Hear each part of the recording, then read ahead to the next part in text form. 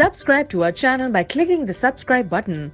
Click the bell button and enjoy the latest uploads from our channel. Russian President Vladimir Putin said Thursday that his summit with President Donald Trump this week had generally been a success, but certain forces in the US now want to prevent what was achieved there. On the whole, the meeting was successful, Putin said in a televised speech to Russian ambassadors in Moscow, adding that several agreements had resulted from the Monday meeting in Helsinki, Finland. We will see how events develop further. Moreover, as certain forces are trying to disavow the results of the meeting in Helsinki, Putin said.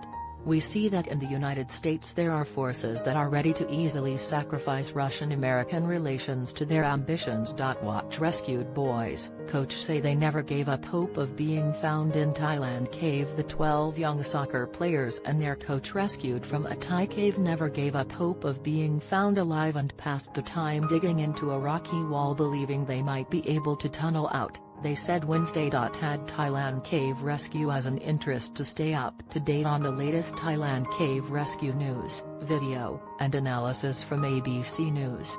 In their first public appearance since the improbable rescues ended 8 days ago, the members of the Wild Boar soccer team detailed their harrowing 18-day misadventure after they entered the Thumnail Nong Non cave in northern Thailand June 23. The group set out on the excursion planning to explore the subterranean maze only for an hour, they said, explaining that some of them had activities to attend that afternoon and one was expected at his 16th birthday party at home. While they had pre-planned the trip, communicating on Facebook, they brought no food and are drinking water. It was on the way back, when we got trapped, Ikapol Chanthawong, an assistant coach who led the boys on the ill-fated trek, said in Thai Wednesday at a news conference in Chiang Rai, Thailand. They quickly learned their path out was blocked by floodwaters, Chanthawong, 25, said. They realized they'd have to wade or swim through the water to escape. As the water in the cave rose, they were forced to retreat and regroup.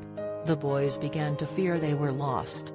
I told everyone to fight and not be defeated, Chanthawong said. As the hours passed and the cave grew pitch black, they said, the group used a flashlight to guide them deeper into the dank underground. They conceded that they would have to spend the night in the cave and searched for a place to shelter. Many in the group began to feel thirsty and hungry, they said, with the group stumbling across fresh water trickling down the side of a cave wall about 650 feet up a rock. They decided it was the best place for them to bed down on the hard ground for the night. The group prayed before going to sleep, they said. I didn't worry at the time because I thought the water would lower down overnight and we would get out, Chanthawong said. But when morning came, conditions had worsened in the cave, they said. Despite the hunger, Chan and Vibulrungruong, 11, said he tried not to think of food, filling his stomach with the water trickling down the cave wall. As days slipped by, they spent the time digging into the wall, believing they might be able to tunnel out. I would dig on the cave walls, Chanan, also speaking in Thai, said. I would dig 3 to 4 meters with rocks to find a way out. Another boy said they began digging in shifts. We could not go out, but what we could do is dig at the cave wall because at least we could do something, the boy said. We took turns along the way. By the 5th day, Coach Chanthawong realized the boys were getting weak and told them to limit their movements to conserve energy, he said. They discussed moving further into the cave, thinking there might be an exit at the end of the 6-mile-long grotto. That's when they heard the water rising toward them. So we had to walk, Chanthawong said. The water rose 3 meters, or nearly 10 feet. They eventually found high ground on a beach inside a chamber that became known as Chamber 9. They lost track of how many days they had been lost. They were sitting inside the chamber one evening, playing with a rock, when their prayers were answered, Agil Salman, 14, said. Suddenly, we heard somebody talking, the teen said. The group grew silent and listened. At first, they thought they were hallucinating.